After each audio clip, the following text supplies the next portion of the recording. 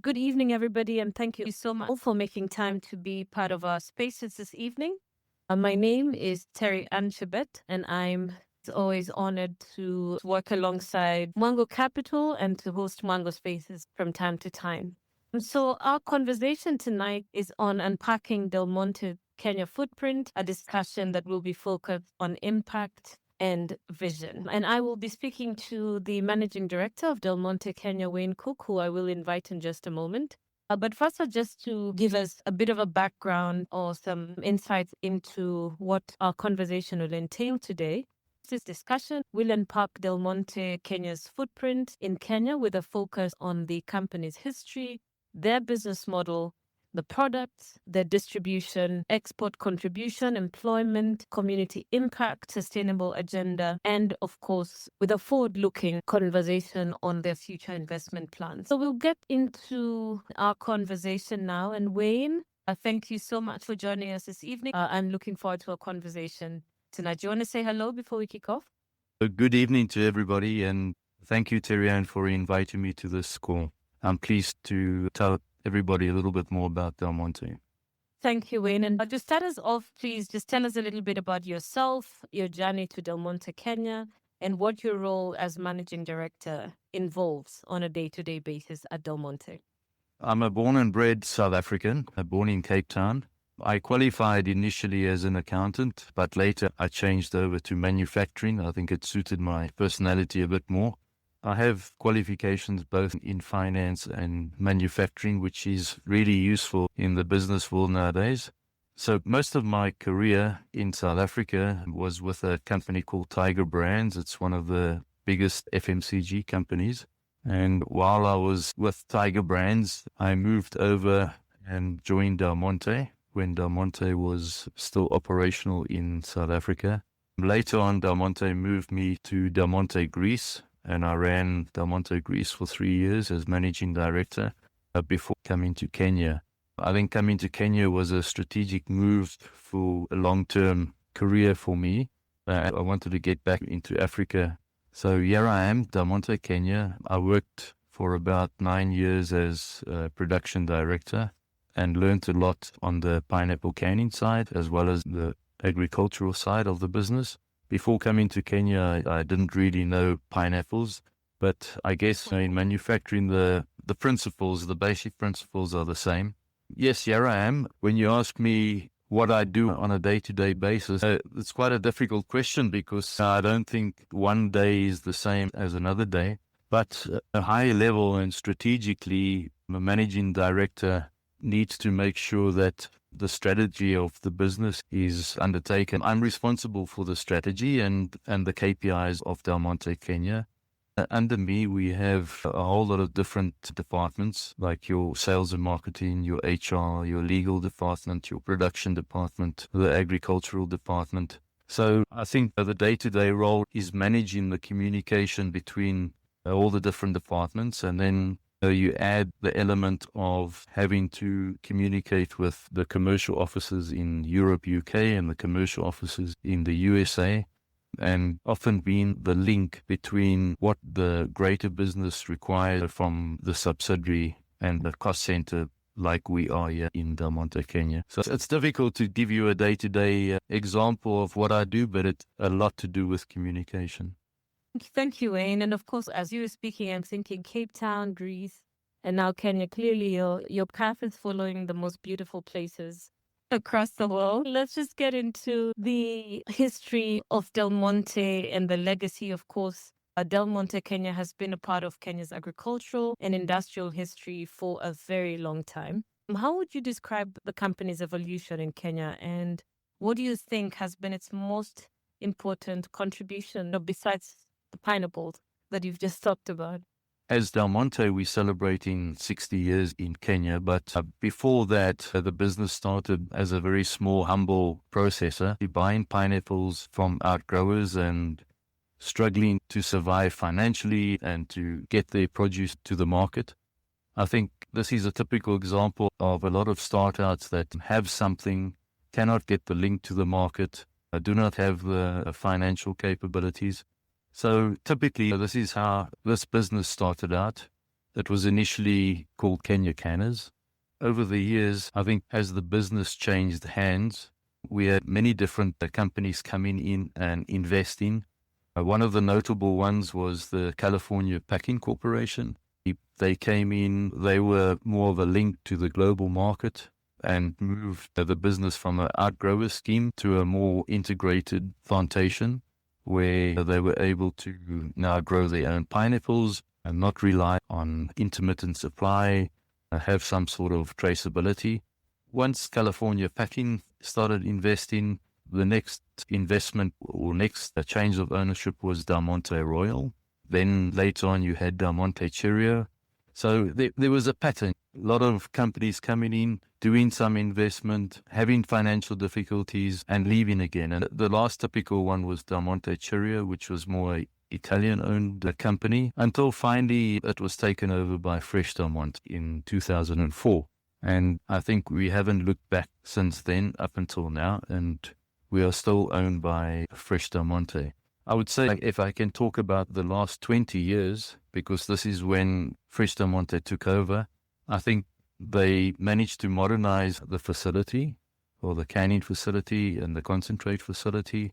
And I'm now maybe just giving you some milestones on how the company evolved. So first of all, the takeover of Fresh Delmonte, modernization of the cannery and concentrate facility. At one stage, there was an introduction of beverage juices. Then there was a plan to change over the plantation from the smooth cayenne variety to the current variety that we have now, which is a much better fresh variety of pineapple. Again, there was more investment into can making.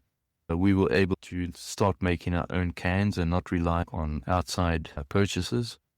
Then at one stage, once the plantation was totally moved over from smooth cayenne to MD2, and this took quite a few years, then there was an investment into a fresh pack house.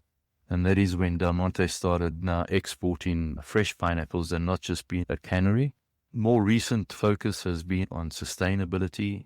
Again, more investment into biofertilizer facility, another small investment into a fiber manufacturing facility called Mananasi. Also now on the go as we speak is a briquetting facility.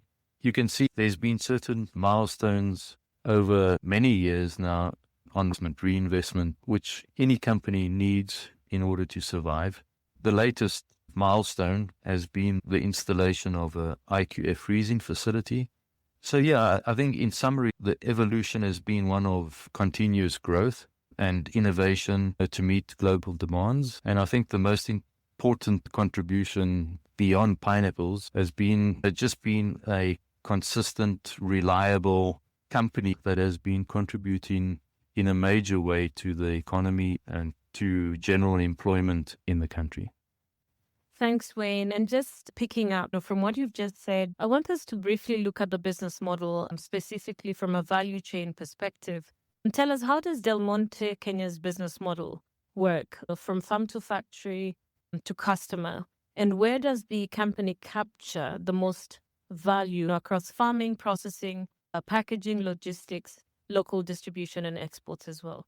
If I look at Delmonte, we have this vertically integrated model where each segment of the business needs to achieve their targets or their KPIs. Like, for example, the plantation, one of the critical KPIs for the plantation is achieving their tons per hectare. In production, you have a KPI of achieving a recovery or a yield. And once you achieve these two main KPIs, you have a very good control of the overall target cost per case of product that you're producing. I think the whole business model for us is we are a cost sort of entity within the bigger Delmonte Global. So our responsibility, you can say that it ends when we produce the product, we pack it or stuff it into a container, and that container is shipped to the Mombasa port and loaded onto a ship. That is where Delmonte Kenya sort of contribution to the overall business ends. And we need to compete as a producer with other countries like Thailand and Philippines and make sure that we remain competitive. I think if we didn't have the strength of the brand and the size of the commercial team, I believe Delmonte Kenya as a standalone company wouldn't survive. So it's when we talk about where is the value, where does the value lie? In my opinion, the value lies across the whole supply chain. And this is why Fresh Delmonte is a very big, stable company. And if you compare Fresh Delmonte with Delmonte Foods that was just purchased by Fresh Delmonte, I think what we've managed to achieve is total control across the whole value chain. So you could say that we are experts in research and development. We're experts in our marketing. We have an extremely strong brand. We are experts in logistics, in agricultural production. I really think so. I don't think we can say that there's a certain segment in the Delmonte group that is really adding more value than the other one. And the next question, and I'm sure some of us already know this, but I guess it's important to just get the full scope. What products does Delmonte Kenya currently produce and sell in Kenya? Which ones are mainly exported? And how important is the local Kenyan market compared with regional and international markets? So we've always been a pineapple company. And as I mentioned in the evolution, we evolved and we included juice as one of our outputs. So if we look at the local market, we are predominantly producing and selling juices. There is a small element of fresh pineapples, a very small element of canned pineapples. I don't see why Kenyans would buy canned pineapples if there's abundance of fresh. So yes, mainly in Kenya, it's the juices. And then the opposite is for the export market. So for export, it's mainly canned pineapples, which is roughly about 75% of our output. And then the fresh pineapples, which makes up the balance of our output. We have diversified a little bit and started growing some avocados and a small amount of mangoes, but predominantly it's pineapples for export and juices for local sales. Wayne, just tell us a little bit about the importance of the local Kenyan market, especially in comparison with the regional and the international markets. The local market is very key for us because it gives us a very good local presence in Kenya. It's not a very huge part of our business, but if a company wants to diversify, then I believe everything is important. So juices and the juice sales in Kenya is very strategic for us. And hopefully we can also extend the juice sales to other East African countries. Let's talk about distribution and route to market. How does Delmonte Kenya get its products to customers across Kenya and your exports market as well? And what role do supermarkets, distributors, hotels, institutions, and all your other markets play in that route to market? I think if you look at the two different markets, the local and the export, the route to market is very different for Delmonte Kenya. For the local market, we use predominantly distributors to sell the product and to handle the logistics to the final customer. However, we do sell directly to the larger supermarket chains. So this is the sort of the model for local. We're very strong in the HoReCa segment of the market, and this is also supplied through our distributors. On the export market side, this is much more complex. So what I was describing earlier on is that for the export side of the business, you can almost see Delmonte Kenya as being a cost center for the greater business. So we would do our own logistics and customs, send the containerized product to the port, and then from there it would be sold as in the FOB terms. Then Delmonte International would then handle the sales to the different market. If I put it in context, Delmonte Kenya is round about or less than 3% of the turnover of the whole group. So for us to distribute and sell into Europe, we would need to have a huge marketing team, a logistics team to get our products from Kenya all the way to the final customer. And remember, we're selling across countries and across continents. So we rely on the commercial side of Delmonte to sell and distribute the exported product. Wayne, For a company of Delmonte Kenya's size, people, of course, naturally want to understand the scale of operations. Can you walk us through the company's current footprint in terms of production volumes, your revenues, your export earnings? We'd like to hear a little bit about employment as well and your contribution to the local economy. Today, we were launching our social impact study booklet. I think it will be quite fitting if I can just quote from this very extensive study showing our footprint over the last 60 years. If I just look at the current tonnage that we do, and it's reduced over the years. And so nowadays, I think we've stabilized on around about 200,000 tons of fresh pineapples that we produce every year. But if I look at our study that we've done over the past 20 years, we've contributed over 100 billion shillings to the Kenyan GDP. From an employment point of view, we've employed on average, and now I'm still talking over the last 20 years, around about 6,300 direct employees per year. This also is linked to about 13,500 indirect jobs per year. These jobs are from companies and service providers that supply into Delmonte. And from the social impact study that we've received, we also have a further impact of about 79,000 people per year that we support based on an average family of 4. So the footprint on the number of people that we impact is quite huge. If we look at some fiscal contributions, and we didn't have the figures going back to the last 60 years, but more for the last 20 years since Fresh Delmonte took over. But also, if I look at the fiscal contribution that we have from 2017 to 2024, this will give you a bit of an idea. We had a 8.5 billion Kenya shillings direct taxes that we paid. On social security contributions, 755 million shillings. County fees and levies, around about 30 million shillings. So substantial contributions that we pay to the local government and social organizations. If I look at just in 2024, we exported around $101 million worth of products, which is roughly about 85% of our total production. There's more facts on that, but hopefully that can give you some idea of our footprint. Absolutely. Thank you. I just got a message from a friend who's listening in that I thought I'd just share. He says, most people know Delmonte for its pineapple juice production. For me and many of my childhood friends, it's home. This is where I was born and bred. My dad worked there for 38 years and he retired in 2016. Quite heartwarming to read that. Wayne, and I'm sure there's many other stories like that. So let's just go into the next part of our conversation on Delmonte is a recognized global brand. Well, of course, Delmonte Kenya is deeply rooted in Kenya. How does the Kenyan business relate to the wider Delmonte global group in terms of ownership strategy, market access, perhaps technology, capital allocation, and of course, decision making as well? First, Delmonte Kenya Limited is a wholly owned subsidiary of Fresh Delmonte Produce Incorporated.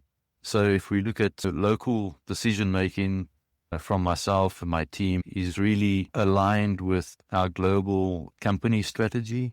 The Kenyan operation in the bigger picture can be seen as a cost unit, which I've mentioned before. And our cost unit needs to produce fresh and processed products that can compete with other pineapple countries like Costa Rica, Indonesia, Thailand.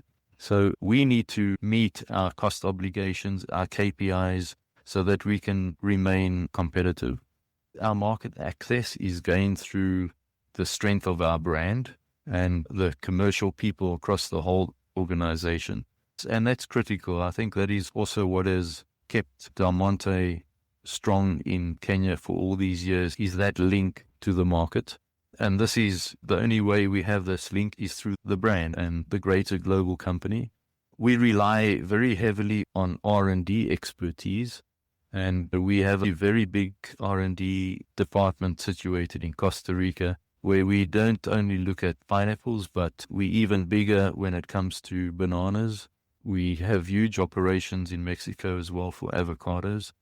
So we have the strength in R&D, and this is also where the innovations or new products are developed, like recently the pink glow pineapple, which looks like a normal pineapple on the outside, but it's pink on the inside, and very interesting and in very high demand globally as well. When it comes to capital and investment for Delmonte Kenya, I guess we compete with all the other companies within the greater global Fresh Delmonte. There's a pie of capital that we can get access to, but we need to produce a business plan. We need to show that the project is going to have a good payback period, a good internal rate of return. So it's very much a competitive environment for us to get access to capital and that investment pie that Delmonte has available for us.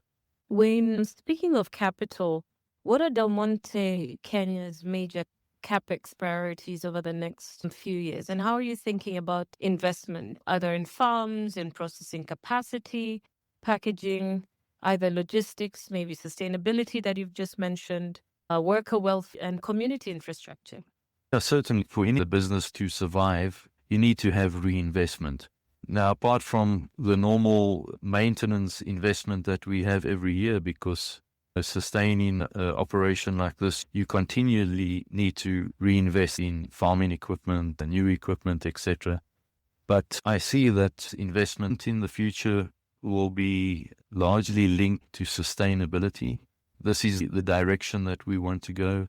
And typically, this type of investment is looking at upscaling the fiber production facility that we've recently purchased, our briquetting facility, upscaling the biofertilizer operations. So a lot in sustainability, and then also investment into a new agricultural equipment to support good farming practices. One thing that we look in a lot in is soil regeneration, more investment into solar power and green energy. This is definitely something for our future. And then technology. I think technology is changing. We've recently invested in drones, but we see that this is where we can get a competitive advantage, or maybe just stay ahead of our competitors. The use of drones, the use of AI, using AI to assess the fields to see where it needs maybe fertigation, where it needs maybe more irrigation, using technology to do better estimation of the fruit that is in the fields. So certainly technology is very crucial. And then we're also exploring major growth projects. We want to increase our output in Kenya. We are looking at the feasibility of further plantations, pineapple plantations. A while back, Delmonte invested in Somalia with banana plantations, and we see that there's an opportunity to move further south into Kenya, into the Tana River area.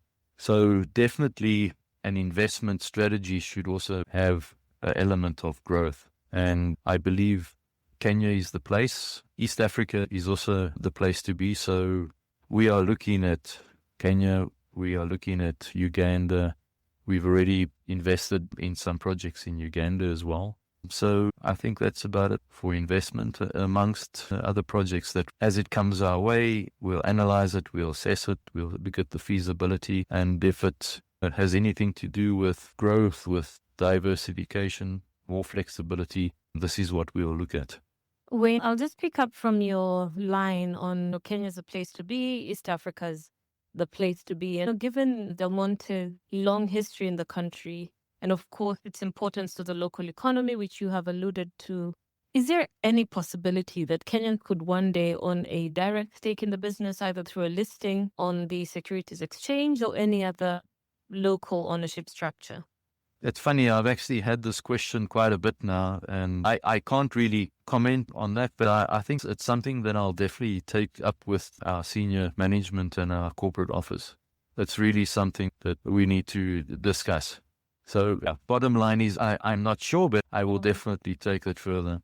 Would definitely be interesting to see it on the exchange, and especially because I think about how people are advised on how to take stocks, especially on a global level, to say, what do you like? And if you like that, then back it with buying that stock. So it would be interesting to see Delmonte Kenya on the stock market. Wayne, let's talk about community relations, land and trust as well.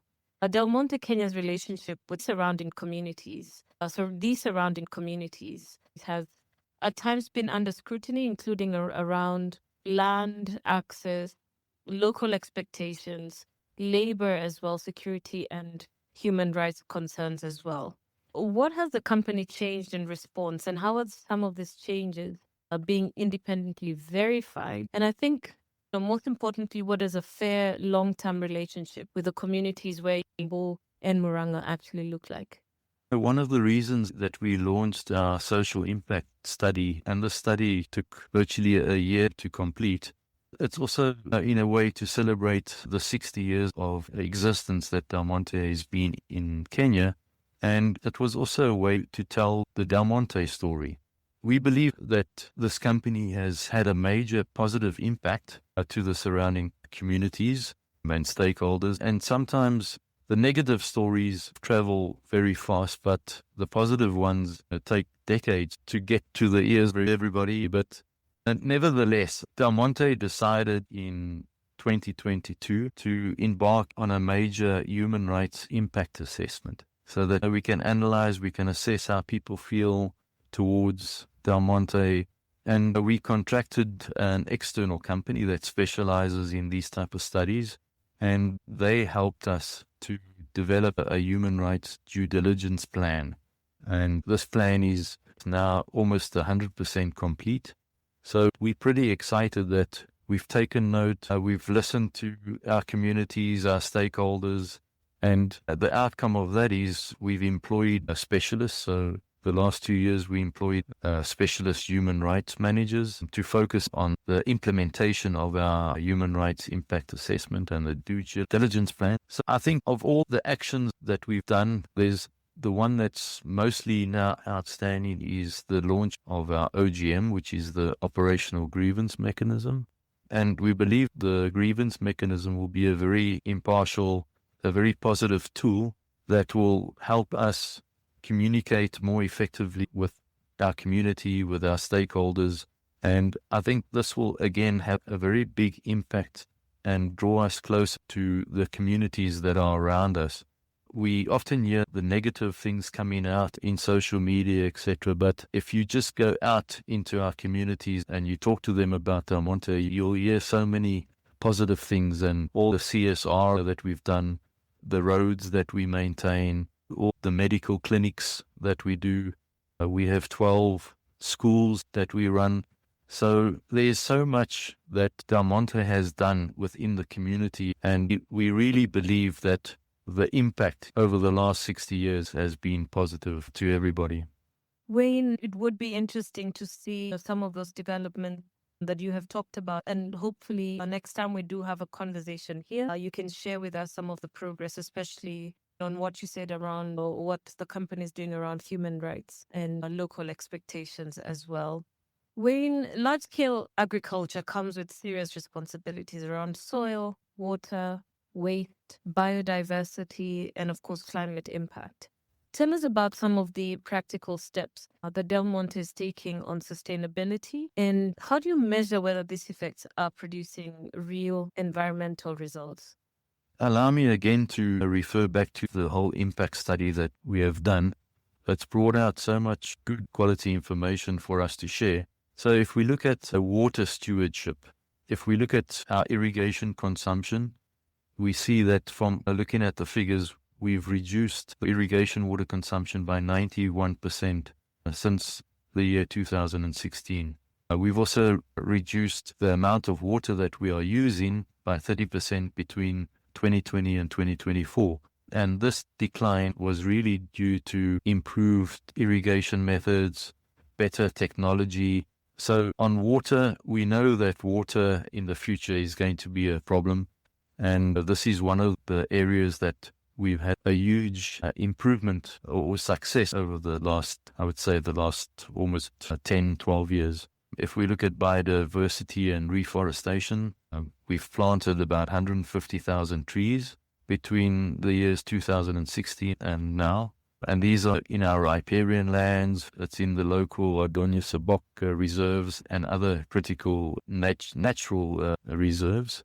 If we look at our agricultural waste, we've managed to now recycle about 99.5% of our solid agricultural waste, either by recycling or by repurposing through agricultural practices. And like I mentioned, the biofertilizer facility, and now also again with the briquetting facility. So very much trying to save the environment by going with much better sustainable practices and making use of waste. In fact, we don't call it waste anymore, we call it byproduct. Our emissions and energy, our scope 2 emissions fell about 53% between 2019 and 2023, again through investment, new technology in boilers. The last investment that we've recently done was an 800 kilowatt solar installation, solar farm, so almost close to a 1 megawatt facility. And we plan to do more. This is just for our operation area, but we're looking at the second phase of solar for our farms and for the vast amount of irrigation that we do. Wayne, I'll ask our final question, but I've got one or two questions from our audience as well. Our final question, of course, looking ahead to 2030 or so, what would success look like for Delmonte, Kenya, in terms of jobs, in terms of exports, local ownership as well, community relations, which you've just talked about, environmental outcomes, which you've talked about, and of course, Kenya's broader agricultural transformation and the role that Delmonte would play in that? We've been around now for 60 years, and I think success would definitely be achieved if we target to be around for the next 60 years or the conceivable future. I think for any business to survive, we need to grow. We need to be successful. We need to be competitive. We need to continue to innovate. We need to continue to grow with our technology, diversify. So the path that Delmonte has been on for the last 20 years, I think we need to continue this path. We need to continue being a very secure, consistent business for the local economy, for employment. I think we're on the right track, and if we can continue doing this, I think this will mean that we are successful. Let me now bring in question. So Otfiano Collins says, and as far as Delmonte is concerned, what is your long-term strategy for deepening penetration in the Kenyan market versus focusing on the export markets? And what is your strategy to stay at the top, since the Kenyan market has a product lifestyle? How will you handle when it gets to maturity? That's a great question. Delmonte recently took over Delmonte Foods in the US. And if you look at the structure of the different Delmonte companies, the companies were divided by the markets in which they operate. So for fresh Delmonte, we could always sell fresh product globally. So we had the rights to the brand globally. But when it came to processed foods or anything that requires manufacturing, we only had the license to sell in UK, Europe, the MENA region, which is Middle East and Africa. Now that we've taken over Delmonte Foods, we have the global brand. And with that global brand comes opportunities. And all over the world, Delmonte is a product or a company that is using toll packers, finding innovative products, putting a Delmonte label on it and sending it to the market. We have all our systems in place that vets these products, make sure that they're safe, they are high in quality. And I think going forward for the local Kenyan market and maybe even for our neighbors in East Africa, there's many products that we can introduce into Kenya. So we don't have to rely on just our juices and what is manufactured here. We can also bring in new innovative products. So I think that will bring in the new ideas. People are becoming globalized now. Kenyans are traveling all over the world. They see what is available in other countries. So I think there's a big opportunity there to introduce new SKUs into the Kenyan market. Thanks, Wayne. As we come to a close, perhaps what can we expect over the next year or so? And what is something that I may not have asked that you think our listeners should know as we wrap? I think maybe just to also add on to that previous question as well, innovation is something on top of mind, and also trying to see what is the next sort of product that we can bring to the market. And we mentioned today that we've just commissioned as well now a canned beverage line. That was an investment of $1 million US. So not a small investment, but not a huge line that's going to compete with Coca-Cola at the moment.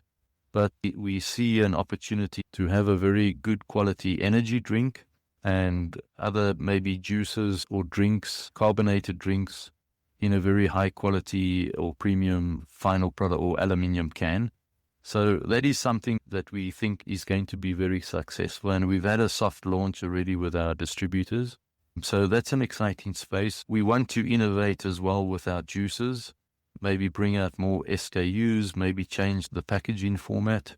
So, because there was mention of the product life cycle, but going forward, we are an agricultural company, so we would like to stay in that line, in that space, and grow the food security as well for Kenya.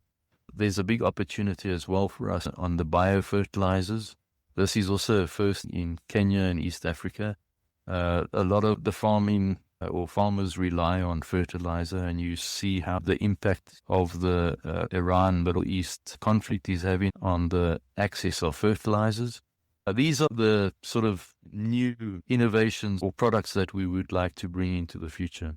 Oh, fantastic. And of course, all the very best with that. And hopefully, next time we do have a conversation here, you'll tell us some great positive strides that you've done as you continue to have that impact on the Kenyan market. With that, we come to a close. A really great conversation. I have been speaking with Wayne Cook, the managing director of Delmonte Kenya, and our discussion sought to unpack Delmonte footprint in Kenya with a focus on the history. We've got to hear a little bit about the legacy, their business model as well, some of the products that they produce, both for Kenya and for export, their distribution model, export contribution. And one of the numbers that has stood out for me is, of course, the Delmonte's contribution to Kenya's GDP, which is quite huge at 100 billion.